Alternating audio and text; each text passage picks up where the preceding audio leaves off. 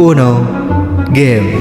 Siapa sih di sini yang belum pernah main Uno? Coba, kalau ada, tag orangnya. Ini adalah sebuah permainan yang katanya lebih sering memutuskan hubungan pertemanan daripada mempereratnya. Dan ternyata siapa sangka, Uno ini dulunya dibuat dan ditemukan oleh seorang tukang cukur. Penasaran? Ini kisahnya. Uno ini ditemukan pada tahun 1971 oleh seorang pria yang bernama Marley Robbins. Pada suatu hari Robbins ini pulang larut dari kerjaannya, yaitu sebagai tukang cukur. Dan sesampainya di rumah, dia memutuskan untuk bermain kartu bersama keluarganya dengan tujuan untuk menghilangkan rasa stres dan juga rasa lelah. Permainan yang mereka mainkan waktu itu adalah permainan kartu yang bernama Crazy Egg, yang dimana itu adalah permainan kartu yang paling populer pada masa itu. Tetapi yang tujuan awalnya untuk menghilangkan stres, mereka malah tambah stres dan malah berantem. Kenapa? Mereka sering kali berantem karena aturan dari permainan Crazy Egg ini. Dan akhirnya dari kejadian tersebut, Marley berinisiatif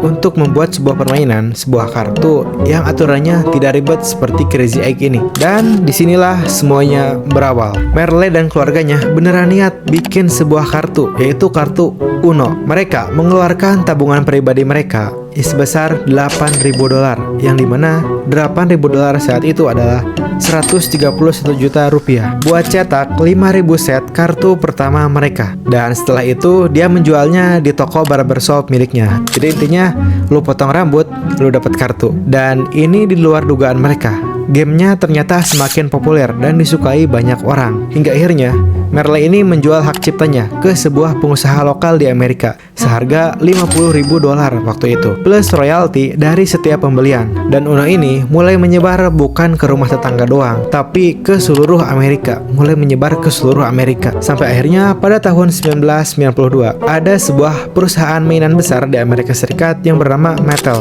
Dan mereka ngebawa game tersebut ke level internasional hingga akhirnya kita bisa mainin hari ini. Dan pada saat itu juga Uno mulai berkembang. Uno ini tidak hanya sejenis kartu doang. Sekarang ada Uno Stako. Pada tahu kan? Lalu ada juga Uno Flip, Uno Tag, Uno BTS, dan juga Uno di HP. Bahkan di Nintendo pun juga sudah ada. Ya, dari awalnya tukang cukur hingga akhirnya sukses jadi seorang pengusaha kartu Uno. Dan fun fact-nya, Uno ini berasal dari bahasa Spanyol dan juga Italia, yang berarti satu. Dimana jika kartu kita tinggal satu, kita harus teriak Uno. Coba tag teman kalian yang sering kalah terus kalau main Uno, komen di bawah. Next, bahas apa lagi?